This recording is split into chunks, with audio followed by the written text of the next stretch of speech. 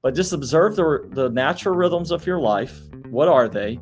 And then see how God's already surrounded you with people that can be for you, that community that you're lacking. And when people get a little taste of it and they realize, man, this is what I've been missing, man, their appetite grows for it. They want more and more of it. So that's kind of what we tried to do.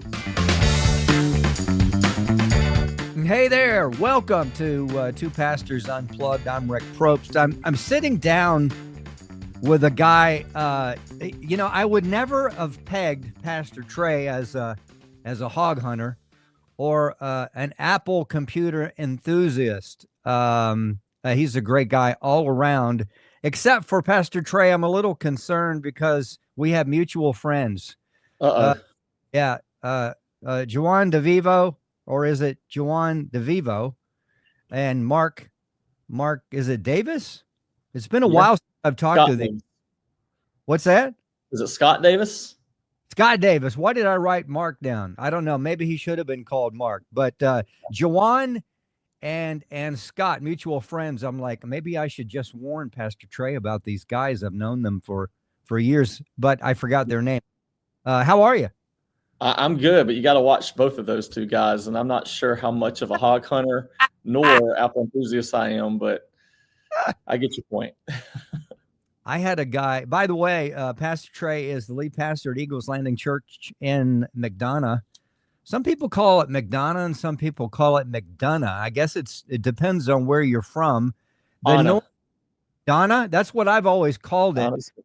I have, and no offense, but I have northern friends that call it Donna. And I'm like, I think it's Donna. I think it's McDonough.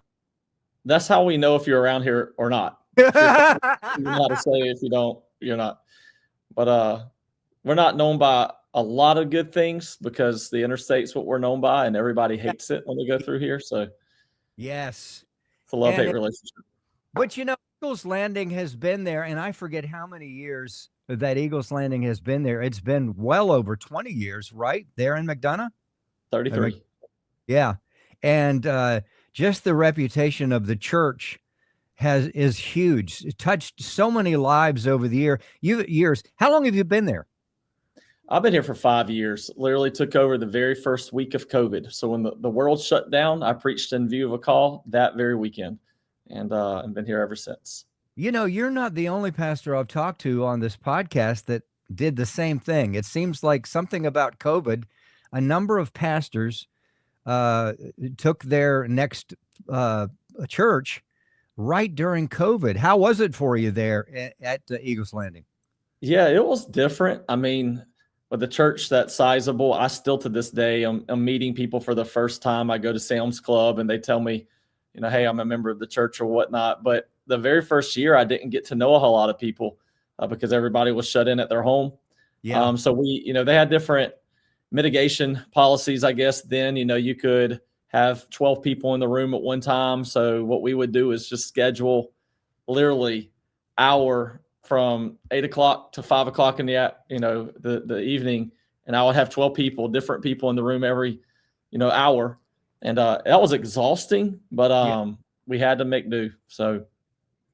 Yeah, we did not quite that, but we did very similar. And, over the years, I've talked to many pastors, and a percentage of the congregation members didn't make it back or finally made it back after I think everything.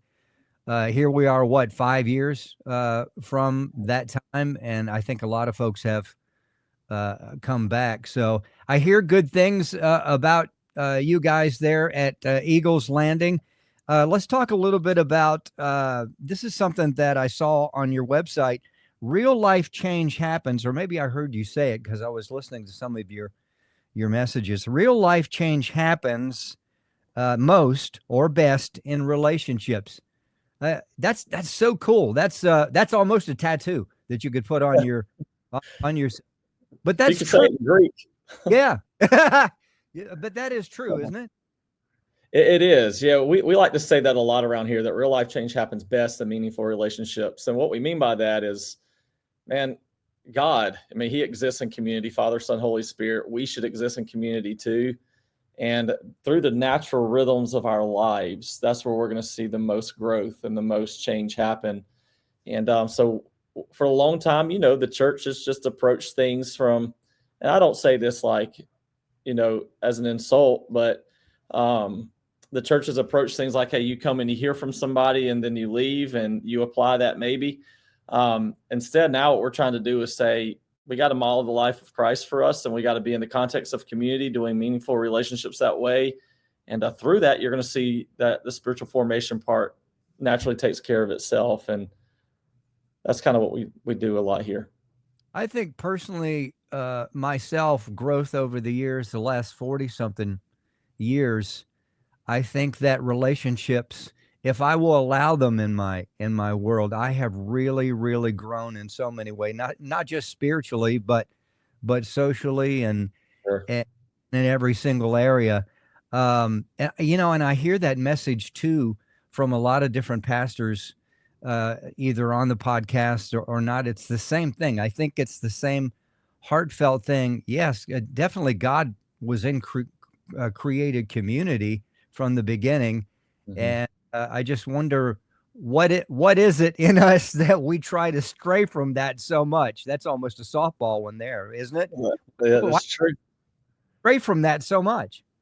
Well, I mean, think about it. You kind of just hit on it. First, when God created the world, the word there in Genesis 1:1 was Elohim. So it's a plural sense. So he's Yep. talking Father, Son, Holy Spirit. So they're at work, create man. It wasn't good that man was alone. So it creates woman. So now man's not in isolation. He's in community with his wife. And then even when God wiped the earth clean after sin's what causes us to isolate. But think about it. He preserved community then too. He put Noah and his family on the ark. And so when you walk through the biblical narrative, you see over and over and over again, he preserves this idea and holds this idea, biblical community, dear to his heart. And so I think sin is obviously the reason we try to isolate. And then it's never good for us or anybody. And we know that, but it's just a natural tendency, the default mechanism in our heart because of sin. Hey, we hear that you're loving Two Pastors Unplugged, so we want to remind you to hit the subscribe button right there on the bottom and give this video a thumbs up. And if you're an audio only, we love you. Thank you for listening to us. And you can subscribe wherever you get your podcast, Apple, Spotify, wherever. And there's a new episode that drops every Tuesday morning, so look out for that. And hey, thanks for listening. Now, back to the show. How does someone like you, a pastor that is the lead pastor there, and I would assume speak most Sundays, how do you continue to direct, encourage, influence the congregation to stay in relationship with one another as a body? I think a lot of pastors historically have had challenges in that area. Sure. I think for me, it's when people can understand that they can do this and the natural rhythms of their life, that we're not asking them to do something extra, to add something to their plate. Just observe your life. What natural rhythms do you do? And then incorporate community within that. Because for an example, I'm in a season of life where I was at the ballpark Monday night. I was at the ballpark last night. I'm going to be at church tonight. I'm going to be at the ballpark tomorrow night. And I'm going to be at the ballpark Saturday. So my kids are busy and I'm at the ballpark a lot. Mm-hmm. But my community right now for this season is my assistant coach, who is a guy named Andre Pickering. He's also a pastor. And then I got two other assistant coaches. And man, we do formative relationship well together. We talk about what God's teaching us. We talk about where we're at in life. We hold each other accountable to do mission, to reach these kids, but also to reach their parents. So in every sense of the imagination, we have community around us in this season. It just doesn't look as structured as a group, at a certain place at a certain time. Yeah. And we try to tell our congregation, you need to be in that group because that group can become for you that community that you're lacking. And we try to do that in your neighborhood. We try to do that on Sunday mornings, through life groups here. And if you're a mom and you have 5 good friends, you can do a D group, at Chick-fil-A. But just observe the natural rhythms of your life What are they? And then see how God's already surrounded you with people that can be for you, that community that you're lacking. And when people get a little taste of it and they realize, man, this is what I've been missing, man, their appetite grows for it. They want more and more of it. So that's kind of what we tried to do. We had a young couple. When I say young, I'm in my 60s, so they would be somewhere around the 30-somethings. And they have young girls that play softball. Uh-huh. I don't know the age. I think maybe 9, 10, something like that. And there was a couple. They had known a few of the parents from high school, and they kind of reconnected. And hey, our daughter's playing, blah blah blah, and church came up, and they said, "Are you still going to over there at our church?" And they said, "Oh yeah, we're going." Well, they formed a connection. These were non-church people, or had been out of church for a while. I think one of the couples, one young lady, or the mother of one of the girls was never churched, Mm-hmm. but they loved the connection with the folks that were in the church, just playing softball together, girls playing softball, and community built. And they ended up as, we've just had such an influx of 30-year-olds. This is how it's happened for us, almost organically, in a sense. It's not even been anything that's been a message or a book or anything like that, but it's beautiful to see. And this is what they say, what you just said. Once they get connected to that, they're like, man, I've been missing this. I love this. This is connection. Sure. I can be real. I can grow.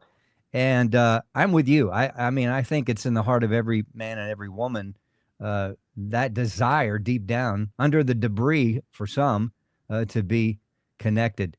Trea Brinson is the lead pastor at Eagles Landing Church in McDonough. And what a great group of folks. Of course, we all know that Casting Crowns came out of there. And we had mentioned, I need to talk to Mr. DeVivo because I haven't talked to him in a while. We had him on the show.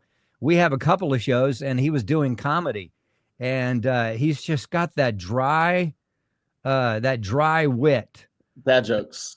Yeah. A lot of dad jokes.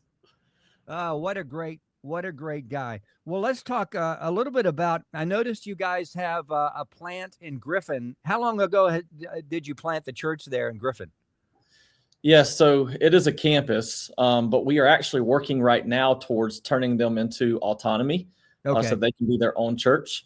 But long story short, that started about 12 or 13 years ago. So that was prior to my arrival here, and it's been good. So they're at a place now where they want to be autonomous, and they're in position to do that. Griffin is growing as a community, and our hope and prayer is that we can leverage that, to make a greater impact in the kingdom. So I live in Loganville. Ezra, my producer, lives over on the east side of Atlanta, over, I think, Kennesaw somewhere. My parents, before my mother passed, my dad lives with us now and has for the last eight years, I think. They lived in Hampton. So we know that area really, really well. Loved Griffin. They loved McDonough. They loved Fayetteville, just that whole area there. And you're right, that place, the whole place is gangbusters. Yes. Griffin going well. So as of right now, it's a campus. Now, are you going to both places, or how do they work that? Yeah, I'm not. Currently, right now, there's a guy that's a transitional pastor that's serving them as we transition to identify someone to lead them in I guess the next season or phase of their church's life. Yeah. And so they're kind of looking for that person now, but it'll be a preaching pastor. He'll be on site. They won't, they'll use their own name. We're just the ones that are kind of supporting them and praying for them and pushing them out and letting them become autonomous. And so hopefully the Lord will use that and reach many more people in Griffin as they take roots there. And what we discovered when we were here is where Griffin is and where we are, this campus is kind of between the two of us. So at that time, there was nothing out there. It was off of a road, or it's off of a road called Teeman Road. And they've now built a new retirement community called Sun City Peachtree across the street from it, and it's blowing up. It's big. But they're really not in Griffin, and they're not in McDonough. But things are starting from McDonough and Griffin to bleed this way. So it's coming to them from both sides. So we just felt like to get ahead of that. Now we're in a position for them to, be an autonomous church, start reaching their area effectively, and hopefully they will plant churches out of themselves one day in the future too.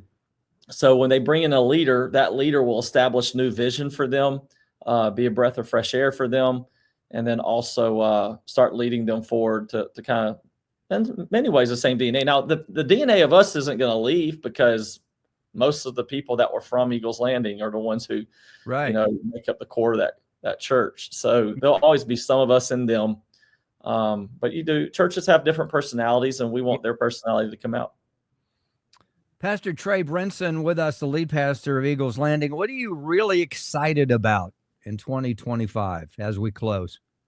Yeah, man, there's a lot of things I'm excited about. We are developing right now a few new ministries that we're going to be launching in the next year. I don't mind leaking them here, but one of them is a ministry called 323 Sports.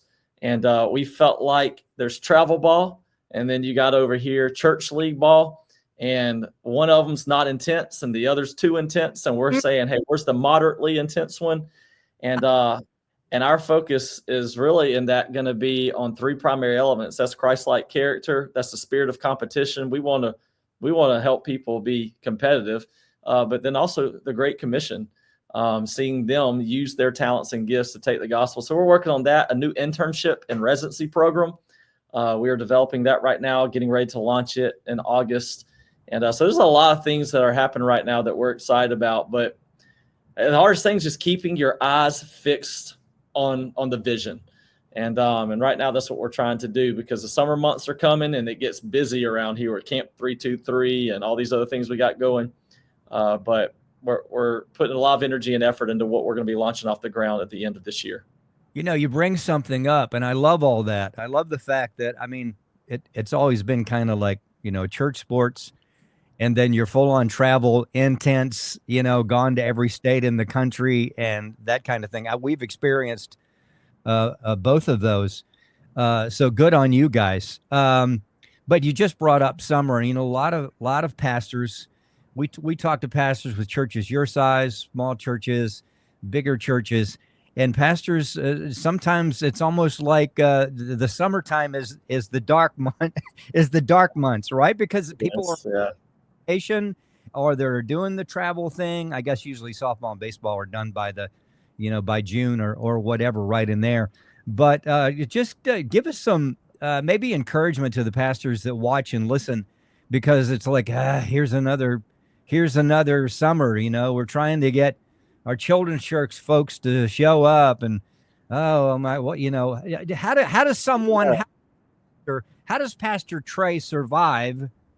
And that may be a terrible word, but how do you make it through on what is normal life? People go on vacation, they have a travel ball or whatever. How do you do that? That's a good question. But I like to say life is all about rhythms. And I think even in the creation account where God created the world, like he took a day to rest.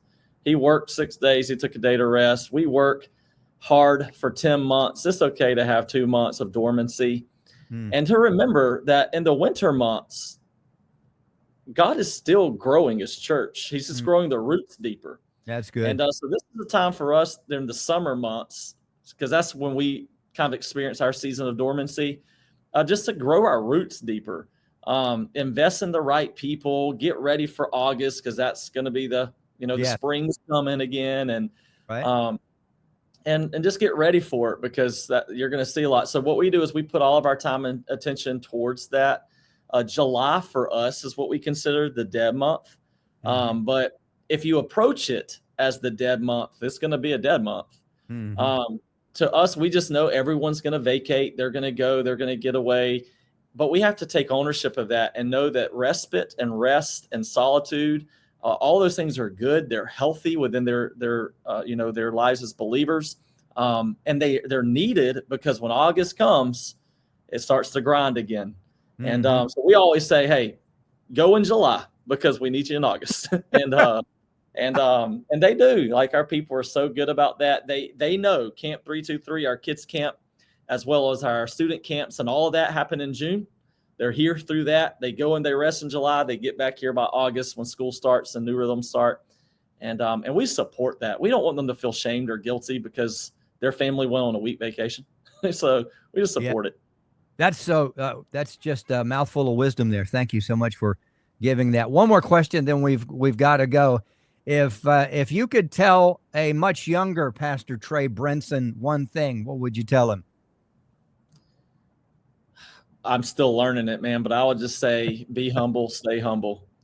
Humility is the life that Christ modeled for us. And young pastors easily, when they see success or taste success, it can easily go to their head. And when you're in it, you don't see it, but everyone else sees it. And you just got to get before God and just ask him to keep you in a posture of humility before him. And to know that we're entitled to nothing. Every gift that God gives us is a good gift from a good Father. And if he chooses to bless us and numbers go up, man, praise God. But if he chooses, to plateau us and numbers don't do anything, praise God, because he's the one, who brings the increase anyway. And it's up to him to cause life change. We just got to be faithful in the process. But I would just tell the younger Trea, man, just be humble and stay humble. He tells us those who humble themselves, they'll be exalted. And it's hard to find ways to humble ourselves. But I think if you keep a proper view of Christ, you kind of keep a proper view of yourself too. And that's been the key for me. But that's probably the words of wisdom I would give to the younger me and the current me. That's the thing. That is all so good. Where were you for me 30 years ago, Pastor Trea Brinson? That. I was 10. So. Wait a minute. Awesome. Well, you are an amazing man, a leader, pastor, husband. You have a beautiful family, too. I noticed on Facebook. What a beautiful family. During your July, hope you get to, get some relaxation and recreation, et cetera. We appreciate you so much, and we'd love to have you back. EaglesLanding.org is a great place to go to, and check out the church as well. It's not that far, wherever you are, McDonough, and you'll enjoy it. Listen, the little town of McDonough, well, it's not so little, but downtown McDonough is a cool little town. It really is. Taking the motorcycle from Loganville to McDonough, and it is a really cool place. So check it out. Eagles Landing Church there in McDonough. Hey, thank you so much for joining us on Two Pastors Unplugged. I'm Rick Probst. Until next time, see ya. That's a wrap of this episode of Two Pastors Unplugged. But hey, don't stop here. You can click the next video and the next one and the next one. And if you haven't already subscribed to the channel and to the podcast, just search Two Pastors Unplugged on your favorite app. And we want to connect with you during the week. So go to @FaithTalk Atlanta, and we are everywhere across the board. Hey, thanks for watching. We'll see you next time.